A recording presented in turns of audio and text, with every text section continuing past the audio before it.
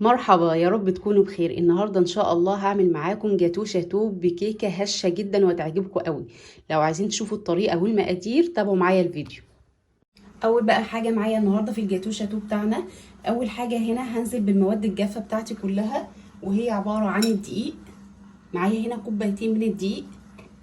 طبعا الطريقه دي بتتعمل كوبايه كوبايه، بس انا النهارده هعملها كوبايتين عشان هزود الكميه يعني شويه. معايا هنا كوبايتين الدقيق، ومعايا كمان معلقه كبيره ونص من البيكنج باودر، هنزل بيهم كده. اول حاجه يعني بحضر المواد الجافه بتاعتنا. معايا كمان رشه من الملح، رشه صغيره كده من الملح، وهنقلب كل المواد الجافه ديت ونسيبها على جنب. كده بقى هنقلب المواد الجافه زي ما انتم شايفين اهو،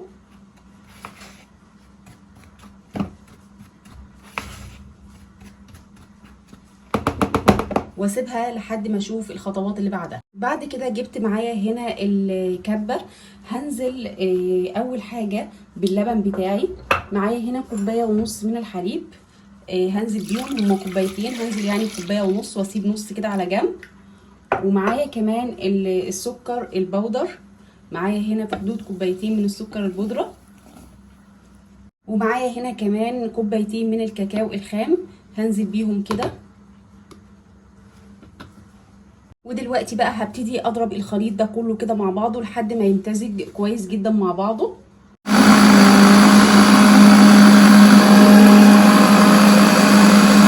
دلوقتي بقى هبتدي انزل بالزيت اللي عندي، عبارة عن خيوط كده، هنزل بيه خيوط اوريكم بس. دلوقتي بقى هنزل بالزيت بتاعنا عبارة عن خيوط كده، وهضرب كل المكونات مع بعضها.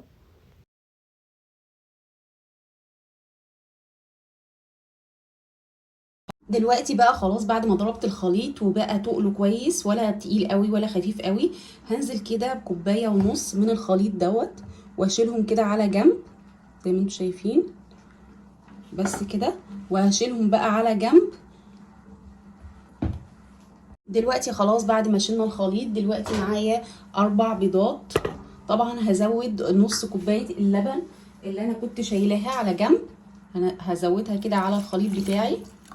البيض ده بدرجة حرارة الغرفة. دلوقتي هكسر كده البيض وانزله على الخليط زي ما انتم شايفين كده.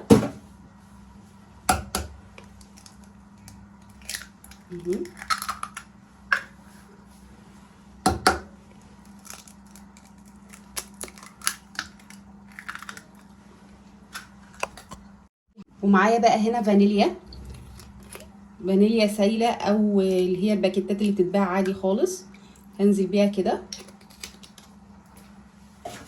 وهضرب بقى المكونات دي كلها كده مع بعضها تاني. زي ما انتم شايفين الخليط بتاعي سايل بالشكل ده كده. دلوقتي هجيب الدقيق اللي انا حطيته على الجنب، ابتدي بقى انزل بالمواد السائله على المواد الجافه اللي احنا حطيناها مع بعض كده، وهبتدي اقلبها كويس جدا لحد ما يندمجوا مع بعض كويس خالص.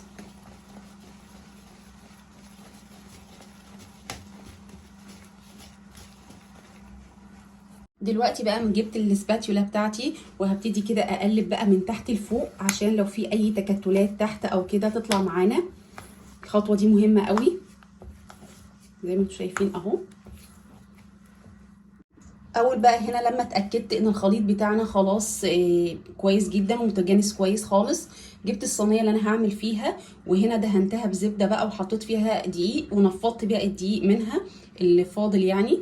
دلوقتي بقى هنحط الخليط مع بعض.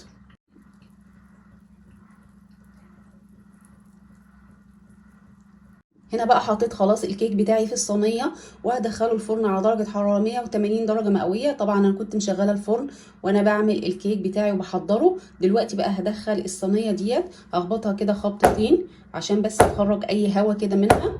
ودلوقتي هدخلها بقى الفرن بتاعنا الساخن مسبقا. شايفين بقى شكل الكيك بعد ما خلص؟ هش وجميل جدا، والارتفاع بتاعه حلو قوي بجد. كيكه كده هتعجبكم قوي.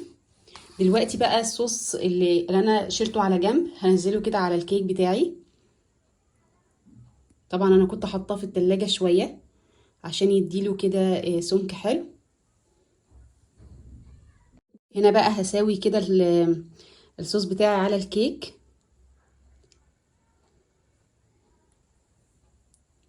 عشان يغطي الكيك بتاعنا كله.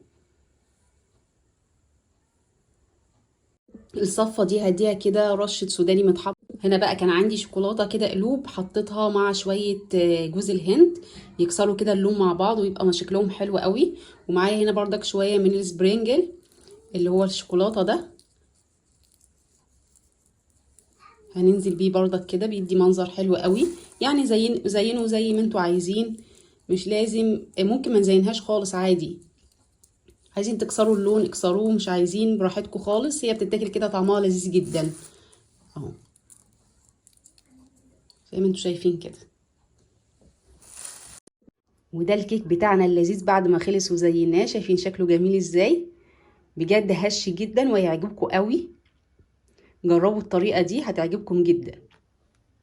شايفين بقى الكيكة بعد ما طلعناها بصوا هشة ازاي، هشة جدا، طعمها لذيذ قوي بجد، وهتعجبكم قوي الطريقة دي. جربوها واكتبوا لي في الكومنتات لو عجبتكم.